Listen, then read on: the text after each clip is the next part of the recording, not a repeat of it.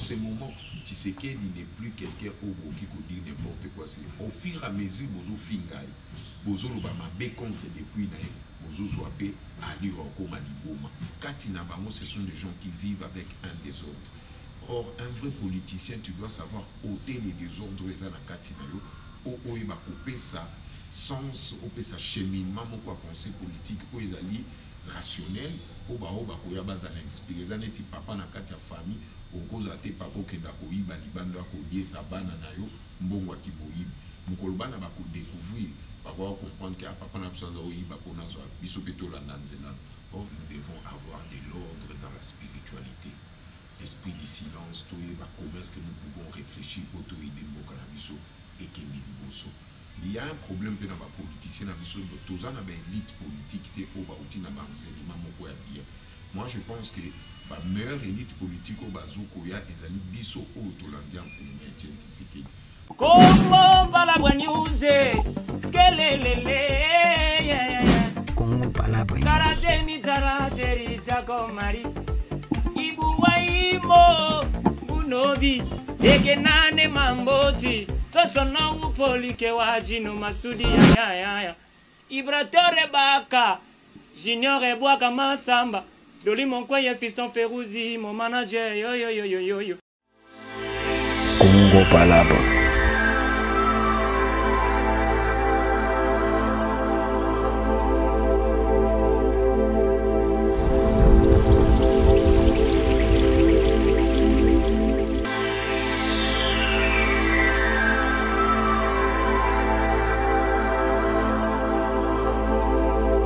Restez branchés sur Congo Palabre News.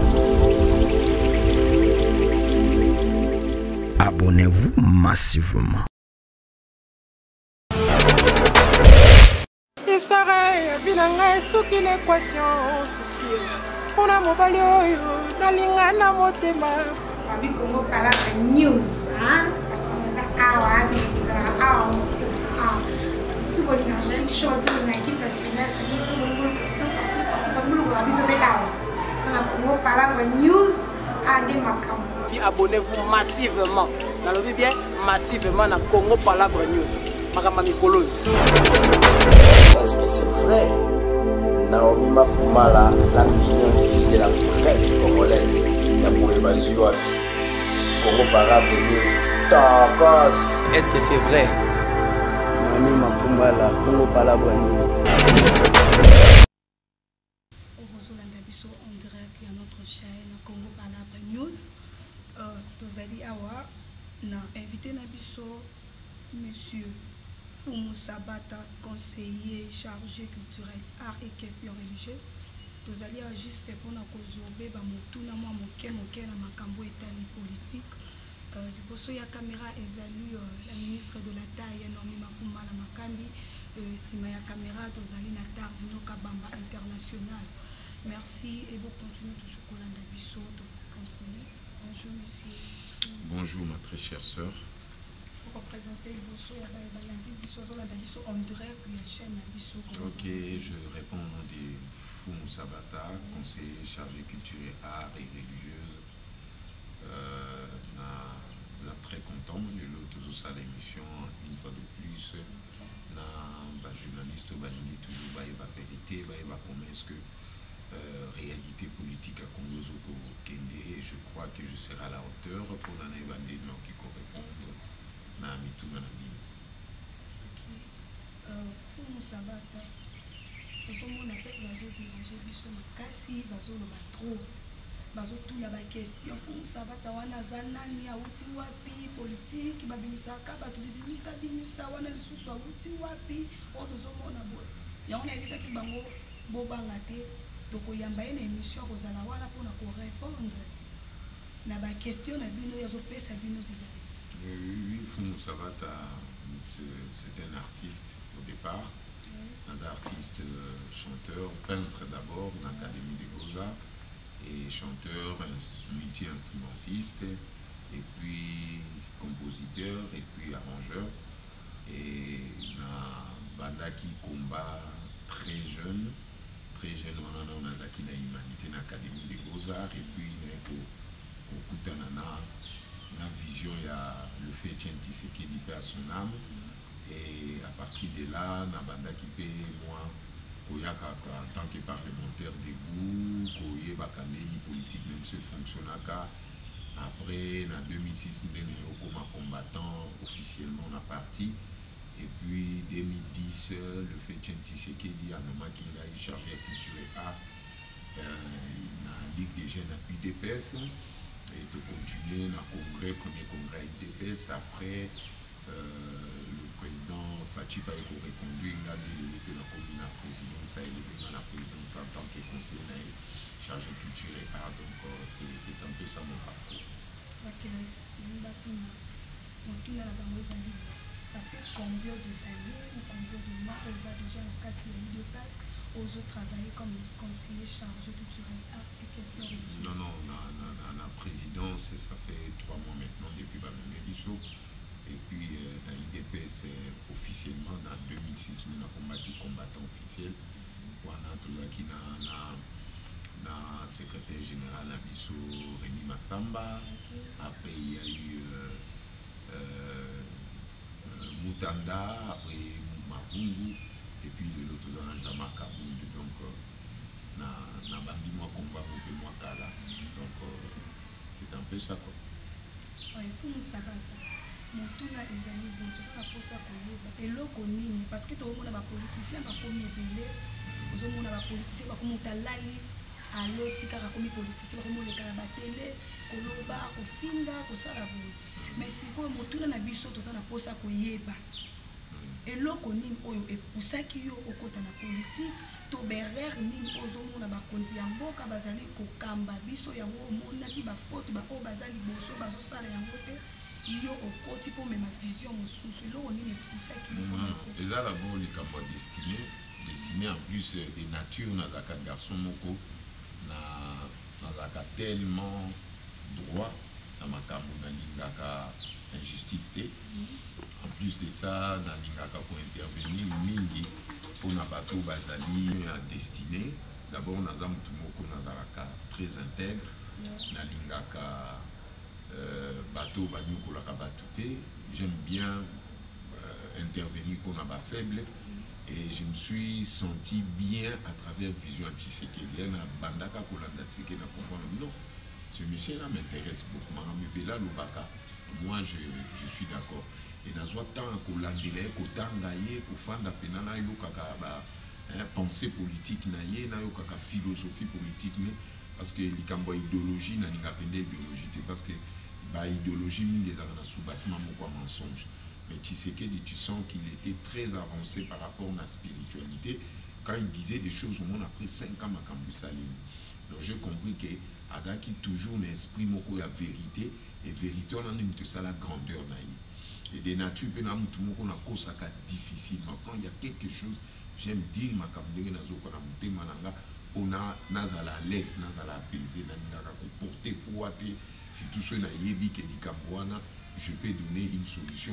ou bien on peut éduquer bato pour bazo moyen ya ko avancer na lobaka makambu ne s'entendre facilement il y a un problème pe na ba politicien na biso toza na ba élite politique te o ba outi na ba enseignement moko ya bien moi je pense que ba meilleure élite politique o bazo ko ya ezali biso o to l'ambiance enseignement ya Tshisekedi parce que avant biso qu'est-ce que les Belges ont donné na ba politiciens congolais ba pesi ba kaka responsabilité biso to bengaka ba mindele ndo mais ça veut dire les noirs ya mindele ba façonner bango selo bango pour ba continuer ba sale besoin na bango depuis indépendance même avant conférence de Berlin mais surtout aux tanga ba élite politique bato baza pena na pensée politique o ba ku ko kene normal pe place d'inspiration na bango jusque là moi je pense que c'est n'est que Tshisekedi qui porteur il y a sens il y a bien faire la politique il y a mon mingi pe ba yé mais ba comprenant qui pensait à Tshisekedi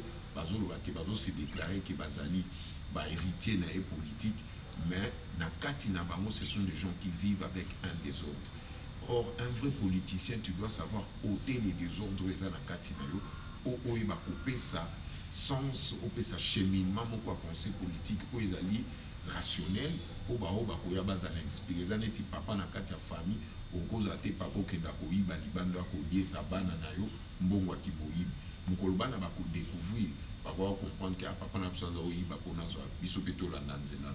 Or Tshisekedi était hors toutes ces réalités là. Azaki mutumoko soka lobi likambo ayeba ki pourquoi zaki ko loba likambo. Et loko wana sko ezapενeti initiation moko bo initier biso par rapport il y a vécu politique na il y a évolution politique na toza ko comprendre que non ndenge président lobi boy mingi pe baza ko comprendre mais biso pe to bima neti mo ba prophète moko amikie na sens que toza ki koyeba pour s'imprégner na sens il y a politique au Tshisekedi azaki komene ya mwana lelo so tali même onangai aza mutu moko oyo atikali un modèle au ba politicien belé fo bazonga na temps mais à une condition balongola désordre ezalaka na kati na bango quand tu enlèves du désordre na kati na yo ozala peto okoyeba qu'est-ce que tu peux dire ozala na jalousie ozala na haine tu ne peux pas calomnier okoloba makambo mabete contre les autres au contraire il faut avoir un sens et élévation ya koyebaka ko pardonner parce que un grand esprit c'est quelqu'un qui sait pardonner pour abaliser terrain pour donner un exemple à ceux-là qui s'inspirent à lui.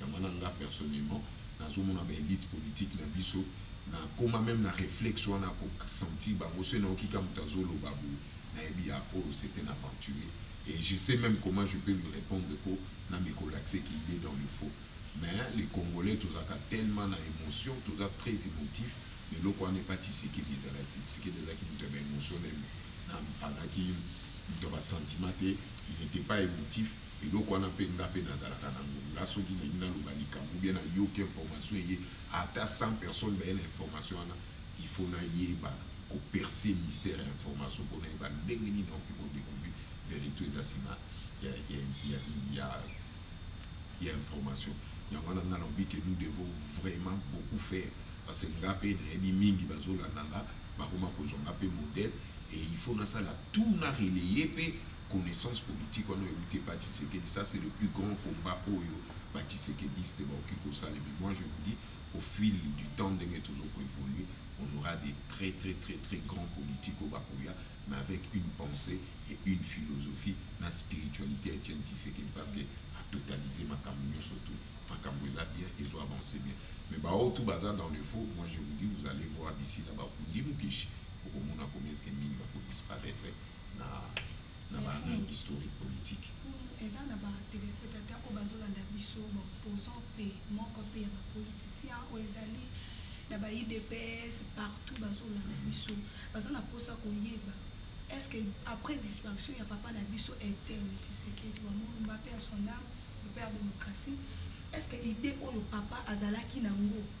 Et ça peut même idée où bino bozola ou bino continuer toujours qu'on a la même idée même position au papa zalaki nango malgré problème papa binga na kufa kaka pona école il y a ça là qui yango tinde tokyo kokunda papa na biso do ba lobby combattant jusqu'à sa mort donner papa na biso accueilli combattant tina liwana est-ce que idée wana au papa zalaki nango pona mboka na biso et ça même idée oyo bino pe bozali wana pona kolanda pona kosala ngo yango motuna ezalaki bato bazana posa ya fumu sabata opesa biso mwa biyano na kati wana attaque conseiller ya président. Oui, pour moi, c'est un modèle au hasard incontournable. Ça, je vous dis sincèrement, c'est un modèle au hasard incontournable. La taille Tshisekedi Statikali Moko, qui est fou Moussabata, moi je vous dis, sa politique sera pérennisée parce que je sais de quoi je suis en train de parler. Tout à katoloté. On a miyebi, na yebi nenge na fonctionnaka. Na lingaka droiture. Et Tshisekedi a forgé biso. Ayebi pourquoi atika qu'en plus il y a plein de dauphins Tshisekedi Bazali même au moment na kana limité bazate misu même baleka kana ba TVT. Ce qui importe c'est quoi? Nous devons toujours savoir faire des choses avec l'amour. C'est important parce que les gens font des choses avec des sentiments, des émotions, des éducation parce que même l'argent c'est comme la drogue. Ce qui drogue et koti et koti mutuna nzoto mutu akoma na koluka vie facile ya mbongo mais au biso on était préparé pour ça biso ezalaki toujours kende ba marche ma ya 50 francs toujours kabola moi sous 5-6 combattants rien que pour imposer la politique de la démocratie pour Congo échanger. Moi, je vous dis, on a passé des moments, il y a beaucoup de choses, on a encore nous expliquer, j'ai 1 million de choses à dire. Parce que Naïebi, qu'est-ce que j'ai eu comme enseignement de l'ordre au pays Etienne Tshisekedi, et je ne peux jamais trahir son combat, parce que c'est dans ma nature, c'est dans mon ADN, na Viva Kalango du jour au jour, partout où je passe, n'a pas ça qu'exemple, il y a liberté, égalité, la solidarité, et avant qu'il y ait humanisme. C'est très important, mais il faut savoir maintenant, non, quand il parlait du peuple d'abord, il voulait rappeler aux gens que c'est avant toute chose, c'est Dieu. Parce que le peuple, tout le peuple, c'est Dieu d'abord. Pour Azaraki Nanzamba, tout le temps, le peuple d'abord, qu'on a pu spécifier Binonzambe, parce que c'est Dieu qui est le créateur du peuple, le créateur de la nature. Et il était en communion avec l'écosystème et le peuple. Yamwana, ça veut dire à totaliser que Babenga triumvira, ou ezokopé ça, pilier, Yakibonzambe. Le peuple d'abord, ça veut dire c'est Dieu d'abord, avant toute chose, tout ça là. Avant tout ça là, moi si c'est d'abord Dieu. Faut mon pas préciser. Parce que tant que le peuple d'abord, ils ont papa na biso Etienne Tshisekedi wa Mulumba abando ba le peuple d'abord. Ce que le peuple d'abord wana autre ce côté ba téléspectateur nous bozo yoka explication ya ngonde fumu a lobby do a lobby nzambe liboso. Donc tozo combattre ba tono oba le peuple d'abord bazo comprendre peut-être ba to comprendre ngote. Yango siko moni ezaki ya motu ya ko benga vraiment ezalaki conseiller ya président fumu na biso sabata o eko expliquer biso le peuple d'abord donc nzambe liboso biso kanisi loko les anagado zo liboso peuple liboso faut s'occuper d'abord na peuple après d'abord ko ya ko landa mambusima. Voilà, na pe ce exemple très simple. O la muki ka jou musu se pa no na ndako obimi na nzela o moni ba moto ba wewa samba wewa. Au côté na magasin, au côté na magasin pour les sambato. Yo moko kaka na quartier na bino obimi ozuta tsoe na bon marché mutute pour les qui n'achètent à mutute ba soso ezandika likolo san yo moko kaka kititi ville mutute au côté magasin mutute Kinshasa momba mutute Congo mutute kaka yo moko ebi koko kufaka na vidéo. Ça veut dire présence en Zambie, les abattus, tant que tous amis battent. Donc celui qui veut tuer le peuple, ça veut dire ne veut pas que Dieu puisse exister. C'est dans ce sens-là. Donc existence, il y a biso battu, et je l'ai que Dieu existe. Ça veut dire nous devons protéger le peuple d'abord. Qui dit le peuple d'abord, ça veut dire c'est Dieu d'abord. C'est ça le sens.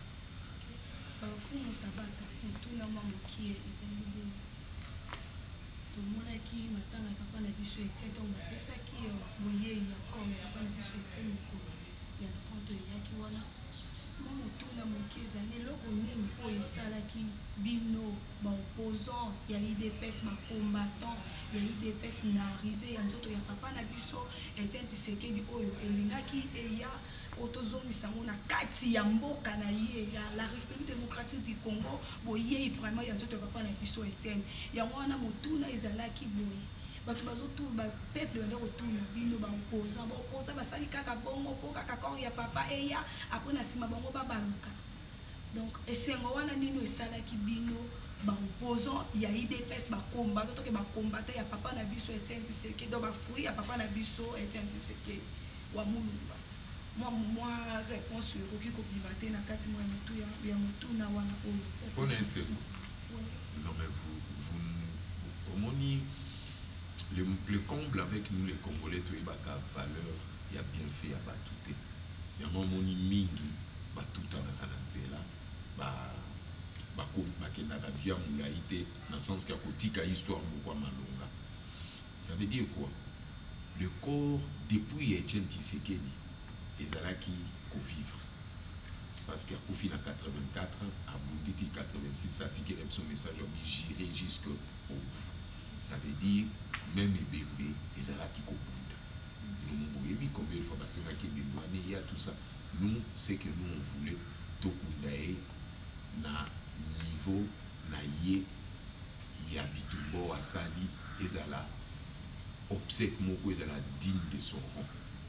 Ça veut dire qu'il d'abord ayaki déjà dans un grand esprit où nous qui na poto où va faire justement où va outan esclavage baye va outanité dans l'esprit bazaka c'est pas pour rien basala qui cérémonie dans le stade des martyrs.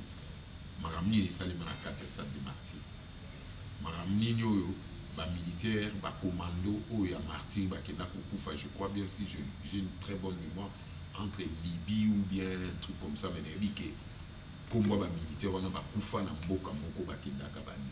Tout ça ce sont des âmes ezaki égarées. Et Tshisekedi devait atteindre au babengaka nirvana, ça veut dire à ma spiritualité na un degré oyo akoki ko agir sous ordre ya Nzambe apesi ordre wana siko ke abanda ko agir na moment oyo soko vénérer au bengi Tshisekedi pour na ba problème en boka il va intervenir wana ce qu'on a boyi na mema ol sous na ordre spirituel à l'icolo parce que na yebi degré spirituel na yote. Mais j'essaie un peu de te donner un briefing pour t'expliquer que on a biso bao bazali initié bato ba yebi sans un combat Etienne Tshisekedi c'était pour nous une victoire aux Zongisa depuis naeto kundango awa selon ba rite ya ba descendant na biso ndenge mitaki na Égypte parce que soko tali c'est nani place ba Québec au déposer na Nsele, Sokotali, mausolée nae, ils ont une forme pyramidale. Ça veut dire il fallait qu'il basse les laïers, barit selon ba ancêtre na biso ya Égypte, pour biso tout au bout Égypte, ndenge ba pharaon bazaki ko enterrer ba. Ndenge azali enterré na même ordre na ba pharaon na ba Ramsès, ya momon bataki pyramide wana na mausolée nae. Mais ce sont des gens qui ne sont pas initiés, bateau bazaba blablateur, qui n'ont pas une vision, il y a spiritualité et baebi kota la signe du tente, l'omoni bilobela lobela ba fingaka. Mais en ce moment, Tshisekedi n'est plus quelqu'un qui peut dire n'importe quoi. Au fur et à mesure, bozo fingai, bozo lo ba mabe contre depuis nae, bozo soape ali roko maliboma. Pour les beaux mézati ka okata bila bolia matiti na nzela. Mutu mswala taka bien la ti costume otambola masa zinda na libulu a péta déjà mutu. Et tout ça, ce sont des initiés qui peuvent comprendre ma kamona. Tu as mon ngai na ninga ko interférer na ba buzo ba batute o na yoke la batu mawa. Na mona ko yeba tozo comprendre ki ndenge zo fonctionner parce que mon kilo ezali ordre moko prédéfini na ba code mathématique ya Nzambe ndenge cha ba règle selon matiti selon Nzetambila na Mupepe. Donc nous dépendons de tout, nous sommes esclaves de tout, même il y a bilamba, il y a bijoux, il y a ba lunettes, il y a ba caméra, il y a ma tout. Mais Tozali, donc l'être dans l'air qui fait l'égalité de la spiritualité de Dieu. C'est comme ça nous fonctionnons. Parce que l'eau qu'on a tout, et ça est sengoming qui sont tous comprendre. Il faut tout comme un moment tout bana pour enseigner batou, c'est quoi la spiritualité et la vraie spiritualité. Je pense que pour bon beaucoup il débat pour chers téléspectateurs, vous en direct sur notre chaîne Congo Palabre News. Nous avons invité Nabiso Fumu Sabata, conseiller chargé culturel et art, question religieuse au Azalaki. On a pour nous sa biso babiano. Nabamituna Nabino o bino botuna ki liboso ya servante Nabino Naomi Makumala. Yango wana to komi na suka ya émission Nabiso. Fumu Sabata moi liloba mukie to lingi to suki sa émission Nabiso. Oui, liloba mukie ka qu'on a prêché ces derniers temps c'est l'esprit du silence. Nous devons avoir de l'ordre dans la spiritualité. L'esprit du silence, comment est-ce que nous pouvons réfléchir pour tout aider Mbokanabiso et Kendi Liboso. Tout maître président Nabiso n'a pas prière pour Azali une bénédiction pour ancêtre Nabiso, Batinde Nabiso, pour encadrer Tidelo, pour Nzamba Sassala Nyuso, Nzamba Oko Baksata Oko Longelelo comme côté. Parce que le temps n'attend pas, le temps n'attend pas ni attend. Le Ngeloba, Tango, Ezelakate et Yokakapete. Vous savez, des photos à la na esprit du silence, nous pouvons gérer le pays, nous savons que nous avons des sérieux problèmes, mais il y a des gens qui ne veulent pas que le président puisse avancer. Mais moi je vous dis que vous vous trompez, parce que Bissot aussi toujours Makamuna Maboko, et bah grand esprit nous sommes basés sur 4 coins il y a Congo, pour bailler nengenini, créer amorphisme na bateau basali contre le peuple congolais. Et je vous dis merci beaucoup. Nandenge bozwaka temps koyokanga et toute personne qui voudra peut-être kozwa contact akoki kobenganga na numéro nanga 081 665 0466 ezali préfixe ya RDC qui est 00243 et puis au BT 81 665 0466 vous aurez toujours les conseils même par projet où ekoki ko aider président pour avancer. Nous allons toujours essayer de collaborer pour tout et que les Congo vous appartiennent aux zones pour que c'est bon. Merci beaucoup. Merci à vous de suivre en direct de notre chaîne Congo Palabre News. Comme il a souka émission Nabiso, merci à toi, mon père spirituel, apôtre Mehdi Kombe. Je salue toute la famille Makambi, ainsi mon père biologique Marcel Makambi. Salut à toi au nom de la présidente de la République démocratique du Congo, Valorant Tshisekedi. Salut à toi mon grand frère. Dis merci à Yenga depuis les États-Unis, ma belle-sœur Vanessa Konde depuis les États-Unis. Je vous salue beaucoup. Merci. Bye. Congo Palabre News. Skelelele. Congo Palabre News. Taratemi tarateri Jakomari. Ibuwaimo.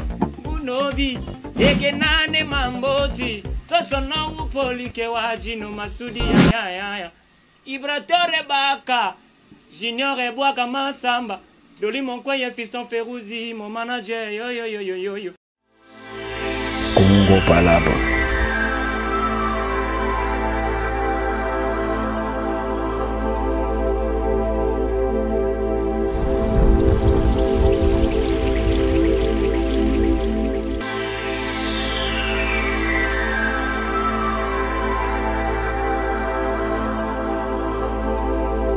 Restez branchés sur Congo Palabre News. Abonnez-vous massivement. Histoire ya vilanga soki l'équation souci. Pona mobali oyo nalinga na motema. Abi Congo Palabre News, hein? Parce que ça awa abi ça awa tout bon argent, il show tout une équipe nationale, c'est bien sur le monde, sont partout le abi sur les awa. Na Congo Palabre News a des makam. Abonnez-vous massivement. Dans le bien massivement na Congo Palabre News. Makama mikolo. Est-ce que c'est vrai? Naomi Makumala, la million fille de la presse congolaise, la Boébazuabi, Congo Palabre News, Tacos. Est-ce que c'est vrai? Naomi Makumala, Congo Palabre News.